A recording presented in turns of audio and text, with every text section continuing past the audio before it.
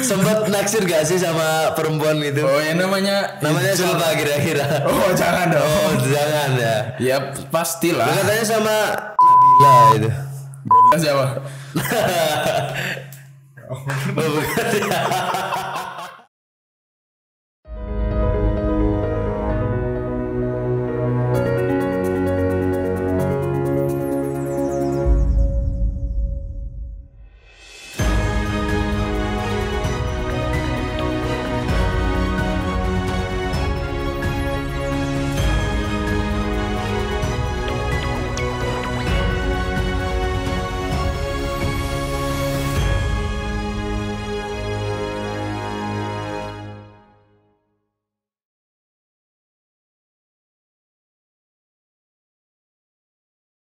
Assalamualaikum warahmatullahi wabarakatuh. Welcome back to our YouTube channel Bro in BT Podcast. True Podcast. Kali ini kita kedatangan tamu one and only Elan Fatih Al-Mahdi. Assalamualaikum warahmatullahi wabarakatuh. Jadi dia ini penghafal Quran ya, ketua OSIS iya, terus apa lagi? Ya alhamdulillah sekarang diamanahi jadi salah satu penyiarnya Radio Iskarima. Oh ya, Masya Allah. Bagaimana masa kecil Anda? Saya ingin tahu. Oh langsung ke masa kecil nih? Iya. Ya langsung kita tilik di masa kecil.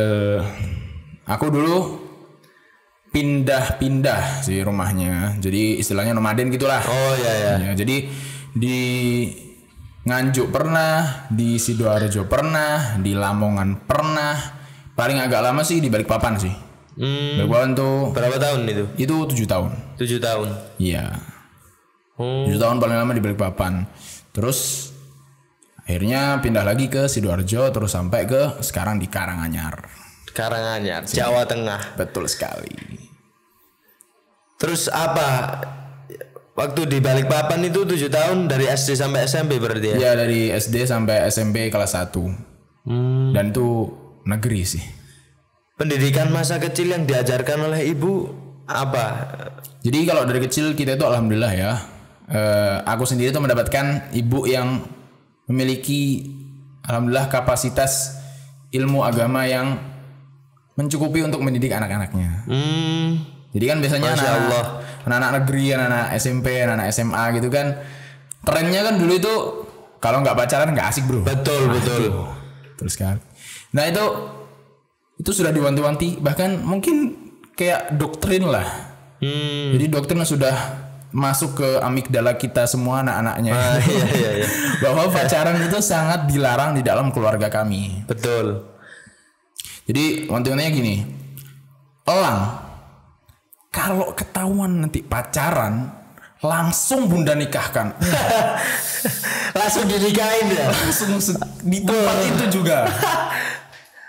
Kocak sih. Iya. Oh bukan kocak sih. Ya kocak sih. Tapi kan masih kecil dulu gitu kan. Masih kecil ya. Jadi apa nikah itu apaan sih gitu? Nikah itu apaan? Kalau dulu sih akhirnya, ya udah nggak apa-apa nikah kan enak. Ya itu sih salah satu pelajaran yang aku dapetin pas masa kecil pindah-pindah gitu. Ya apa? Sempet naksir gak sih sama perempuan itu? Oh ya namanya siapa kira-kira? Oh jangan dong. Oh jangan ya. Ya pastilah. Katanya sama lah itu. Siapa? Oh bukan ya.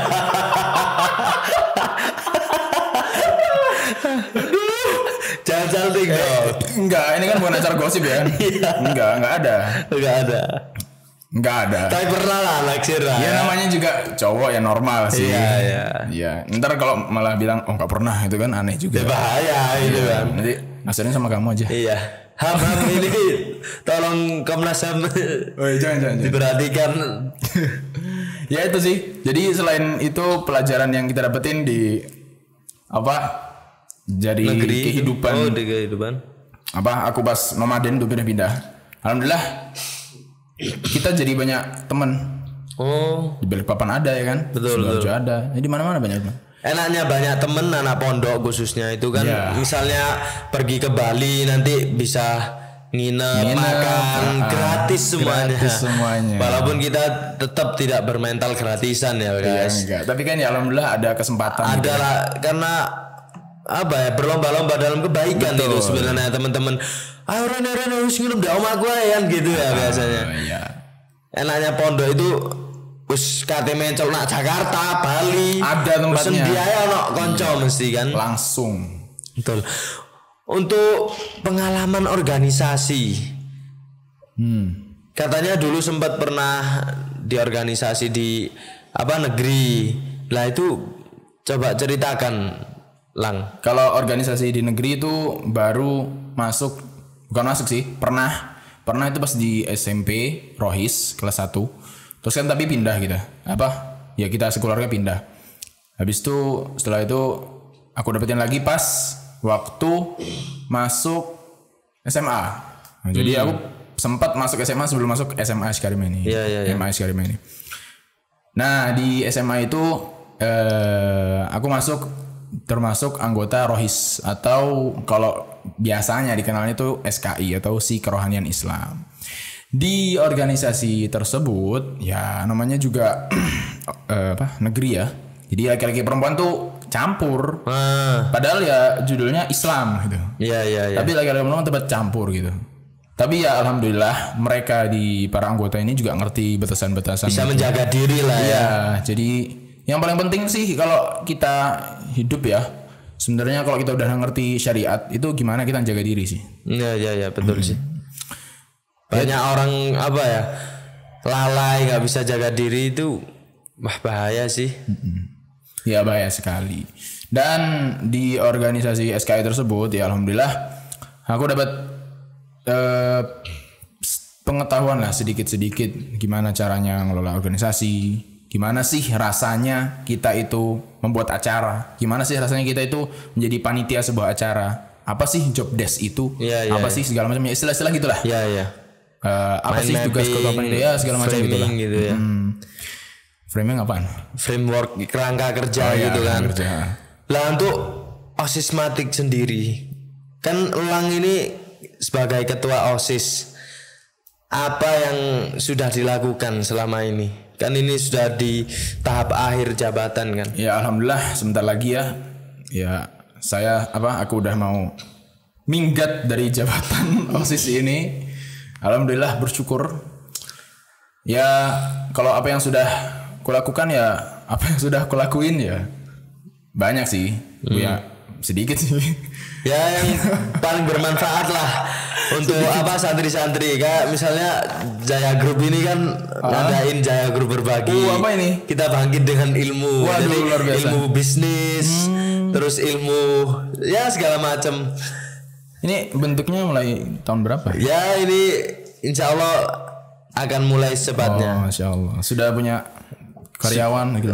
Karyawan alhamdulillah kita sudah punya tim lah untuk ini bisnis kami. Luar biasa ya. Kok jadi jualan gini ya? Kok jadi saya yang nanya ini. Oke, gimana? Ya di OSIS sendiri kita Osismatik kan kita terbagi jadi beberapa divisi sih. Yeah. Ada mungkin sekitar 6 divisi. 6 divisi ya. Apa aja itu? Itu ada divisi yang pertama itu enggak tahu sih urutannya. Pokoknya divisi Madani. Madani itu istilahnya kayak bagian dakwah lah. Yang ngurusi taklim, yang mengurusi taklimul Korea segala macam, atau mungkin yang mengurusi kadang kita itu mengadakan acara-acara kajian yang disebut dengan Kispa. Ya, kalau tahunku sendiri itu alhamdulillah sempat mengundang penulis buku bestseller Zero to Hero ya. Siapa itu? Ustadz Solihin Abu Izzuddin. Ustadz Solihin. Alhamdulillah sempat mengundang beliau dan pernah mengundang Ustadz yang lainnya juga. Ya alhamdulillah. Karena kan Osismatik ini juga tahun kemarin itu ngundang Dokter Gama, Masya Allah itu Alfi Syahrin dan Kak Mumu. Iya, kakak kelas sana itu luar biasa. Iya, Masya Allah. Tapi ya mungkin Osismatik di tahunku sendiri itu mungkin ya kami agak terhambat karena pandemi ya. Karena kita tahu sendiri COVID-19 dimulainya di tahun 2019. Betul. Benar banget sih itu, benar-benar halangan ya. Waktu pandemi itu semuanya dikurung, amsik lisanak wis mandek lambemu terus ya ndek omahe dhewe-dhewe gak oleh metu. Kalau misalnya tuh semua akan rebahan pada waktunya. Betul. Iya. Untuk apa? Penting nggak sih organisasi itu? Kalau apa yang didapatkan misalnya aku nih masuk organisasi, kira-kira apa aja yang aku dapetin ini? Ketika seseorang tuh berpikir mungkin, apakah organisasi itu penting? Sebenarnya itu sangat penting. Kalau kita melihat sejarah ya, Islam menyebar di Indonesia itu kan dari organisasi. Iya betul. Yang organisasi Islam ya. Nahdlatul Ulama dan juga Muhammadiyah. Dan segala macam organisasi keislaman ya kan. Iya. Kalau di luar tuh ada Ikhwanul Muslimin segala macam. Itu kan bentuknya organisasi, sebuah perkumpulan, sebuah komunitas ya kan. Nah, kenapa kok organisasi atau komunitas itu penting ya? Menurut aku sendiri, karena manusia itu ya, seperti yang sudah diketahui ya, selain mereka itu makhluk individu, mereka juga makhluk sosial. Iya. Gak bisa itu kita jadi seorang Superman. Bisanya super tim. Bukan ayam tim. Betul. Ayam tim di Mbok Yam sih. Waduh, promo ini. Ya biasa bisnis saya jualan kambing, jualan emas, jualan sarung semua saya jual. Ya betul, itu super tim ya. Iya betul. Jadi seorang pemimpin itu bukan berarti menjadi mengetahui suatu organisasi, itu bukan berarti yang hebat itu cuma ketuanya. Iya. Padahal mungkin ketuanya tuh gak hebat gitu loh. Yang hebat tuh rekan-rekannya. Iya sih. Jadi sebenarnya kalau aku sendiri tugasku itu ngontrol, mengorganisir, ya kan, ngecek ke atasan kita kan ustadz ya kan. Iya. Ya itu. Jadi yang paling bekerja sih rekan-rekan rekan-rekan aku, alhamdulillah itu teman-teman yang bisa diandalkan ya kan. Alhamdulillah. Iya sih. Bisa dipercaya. Kayak apa kata Jack Ma itu kan, untuk menjadi a good CEO itu kan being like a teacher. Seorang guru itu pasti menginginkan muridnya untuk lebih baik dari guru itu sendiri. Kira-kira seperti itulah ya. Alhamdulillah. Kalau jadi ketua OSIS itulah ya. Ya alhamdulillah. Ya itu mungkin pengalaman aku pernah di ketua OSIS. Di ketua OSIS itu. Organisasi. Jadi organisasi atau komunitas itu penting. Bagaimana seorang itu, namanya organisasi itu kan perkumpulan. Ketika ada suatu perkumpulan, satu frekuensi pasti akan memberikan sebuah perubahan. Gimana bisa kita seorang muslim, bagaimana Islam ini akan memberikan perubahan bagi dunia kalau tidak ada komunitas yang berjalan? Betul. Tapi bukan berarti banyaknya komunitas itu harus ada banyaknya perselisihan. Iya. Jadi gimana? Mungkin ada komunitas ini, organisasi itu. Bukan berarti kita harus saling pecah belah ya kan? Iya. Kita harus gimana? Semua organisasi umat itu bersatu, ya kan? Bersatu. Umat wasat, semuanya bersatu dan bisa memberikan perubahan dan menjayakan Islam ke depannya. Nah itu sih PR kita masing-masing. Entah kita memasuki ranah kepemimpinan, ranah ekonomi, ranah agama, itu benar-benar pilar-pilar yang sangat penting untuk membangun sebuah peradaban. Oke, karena tadi sangat penting ya organisasi. Betul nggak sih misalnya aku nih misalnya divisi humas atau divisi keagamaan, apakah yang didapatkan hanya seputar itu aja atau memang bisa mendapatkan banyak hal? Ketika berada di divisi humas, maka divisi humas juga mendapatkan ilmu tentang agama, di kerohanian, ilmu tentang desain dan segala macam. Itu bagaimana itu? Ya fleksibel sih sebenarnya. Fleksibel. Jadi kalau kita di suatu organisasi, walaupun kita itu terpaut pada satu tugas, misalnya satu penanggung jawaban lah, kayak satu divisi tadi. Misalkan seorang itu dia terikat pada suatu divisi humas. Bukan berarti dia itu belajar organisasi di humasnya saja. Dia kan bisa belajar juga organisasi dengan melihat teman yang lain. Betul sih. Jadi bagaimana kita itu melihat dan juga mempelajari. Kalau yang humas sendiri itu kan otomatis jadi pengalamannya sendiri. Iya. Ya, jadi dia belajar dari pengalaman, juga belajar dari dia melihat. Ilmu khususnya lah ya di situ, bidang itu. Mungkin untuk closing nih. Pesan dan yang ingin Lang sampaikan pada pemirsa sekalian? Langsung closing nih. Masih ada satu jabatan lagi loh belum disebutin. Oh iya, penyiar radio, lupa. Gimana jabatannya di radio? Apa aja yang dilakukan? Iya betul sekali. Ini yang saya tunggu-tunggu kan, jadi agak lost gitu kan. Betul. Penyiar ya, what's up everybody gitu kan. Ya. Guys, jangan lupa untuk tontonin terus Radio Iskarima ini nih, salah satu penyiarnya. Ya alhamdulillah, aku sendiri tuh dapat amanah untuk satu segmen ya, satu acara live itu namanya Sajadah, Sapa Remaja dalam Dakwah. Masya Allah. Itu sama Akh Henan ya, kita officialnya. Yang kemarin juga jadi pembicara di sini ya. Yang kurus. Yang seksi itu. Aduh. Ya. Terus gimana? Ya itu alhamdulillah kami dapat amanah itu, dan juga dia istilahnya ya mungkin cuma satu segmen live itu, tapi insya Allah itu bisa jadi amal aku sendiri juga sama Henan sendiri, gimana kita amal dakwahnya kita tuh di situ. Betul, ladang dakwah ya. Alhamdulillah. Ya itu mungkin jangan lupa untuk selalu stay tune ya kan. Stay tune brother. Radio Iskarima 99.9 FM, sahabat Anda belajar Al-Qur'an. Oke. Alhamdulillah kita sebagai salah satu pengurus Insight Matik bersama Aca dan yang lain-lain juga bekerja sama dengan Serambi Makrifat, bekerja sama dengan Radio Iskarima. Tujuannya simple. Kita ingin membangun sebuah kekuatan media dakwah ini loh. Dan sampai kita bisa pisah ya kan? Iya. Enggak ada yang lebih unggul. Kita semua satu tujuan, betul. Ya kan? Satu frekuensi, gimana kita bisa menjadi salah satu penopang agar Islam semakin jaya. Betul. Sekarang berapa banyak orang yang belum paham dengan Tuhannya. Kita berusaha untuk mendekatkan para pemirsa, terutama diri kita pribadi, untuk mendekatkan diri kepada Allah Subhanahu wa taala. Betul sekali. Dan salah satu misinya ya ini, apa yang kita lakukan saat ini. Betul sekali. Media. Oke lah, Masya Allah, sangat interesting. Untuk pesan bagi pemirsa sekalian. Ya, pesan ya, istilahnya closing statement ya. Yang pertama mungkin ya jadilah pemimpin. Karena kita sendiri sebagai seorang manusia sudah memang diciptakan oleh Allah Subhanahu wa taala untuk menjadi pemimpin. Ya kan? Untuk menjadi istilahnya penggantinya Allah lah yang memimpin atau diberikan tanggung jawab dunia ini. Dan yang kedua, ciri-ciri pemimpin itu apa sih? Oke, ciri-ciri pemimpin ya. Iya. Ciri-ciri pemimpin ya yang pertama, bukan ciri-ciri sih, mungkin Ana bisa ngasih agak tips sedikit ya. Iya. Ya kalau jadi pemimpin itu jangan sampai kita melihat rekan kita itu lebih rendah dari kita. Betul. Padahal sebenarnya ketika kita melihat mereka lebih rendah, itu kita sendiri yang paling rendah. Betul.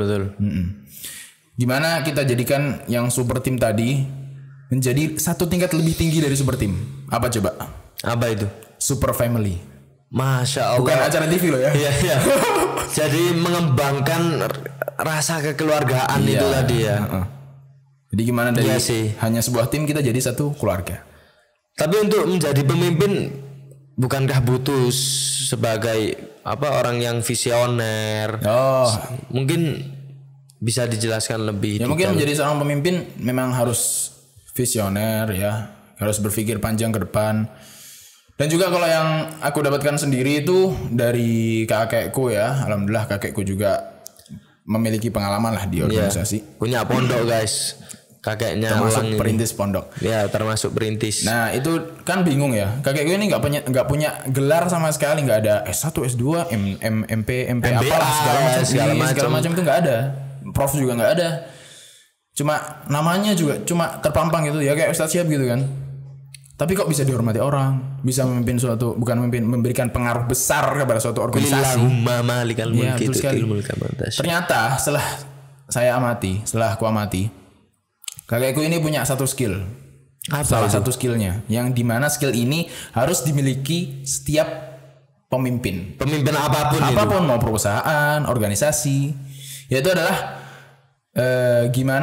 bagaimana seorang pemimpin itu dia bisa choose the right man in the right place. Ya kan? Betul, memilih orang yang tepat.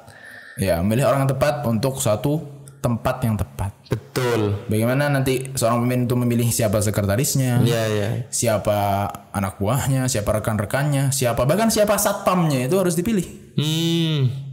Mungkin remeh ya. Berarti detailing konsep ya. Iya, sampai semuanya tuh mendetail bagaimana dia tuh memilih seorang rekan yang akan dia ajak sukses bersama. Iya sih. Betul sih. Mungkin yang kedua apa?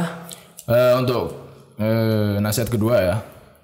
Jadi alhamdulillah ya, kita semua ini diberikan Allah karunia memiliki orang tua. Alhamdulillah. Ya, kita harus selalu bersyukur dan juga berbakti kepada orang tua kita. Karena tanpa didikan orang tua, terutama seorang ibu, ya kan, yang dimana ibu itu merupakan madrasatul ula, sekolah pertama bagi anak-anaknya, itu tanpa didikan seorang ibu nggak mungkin kita menjadi sesukses sekarang gitu. Iya sih. Ya, mungkin sekarang Ana belum sukses lah kelihatannya ya. Tapi lihatlah orang-orang sukses itu kan. Imam Syafi'i, bagaimana ibunya effortnya itu sangat besar. B.J. Habibie. Iya, B.J. Habibie segala macam itu kan mereka tidak lepas dari didikan seorang ibu yang sangat luar biasa. Didikan, doa. Ibu kita itu selalu berdoa. Bahkan kita saat ini menjadi penghafal Quran pun itu pasti karena doa-doa ibu kita. Ya, betul. Bapak kita di tengah malam membentangkan sajadah. Masya Allah sih. Ya. Terus nasihat terakhir ya. Nasihat ketiga biar ganjil kan. Iya. Cobalah untuk menjadi lebih baik. Maksudnya apa? Setiap detik kita, setiap waktu yang kita lewati, gimana kedepannya kita itu mengupgrade diri kita. Jadi jangan cuma gini-gini aja. Jadi kalau bisa setiap hari itu harus ada satu pelajaran yang bertambah dan kita menambah satu wawasan di dalam otak kita. Menambah nutrisi lah ya. Iya, istilahnya menambah nutrisi bukan cuma untuk badan. Iya. Tapi untuk wawasan kita. Karena seorang pemimpin juga harus berwawasan luas ya kan. Betul.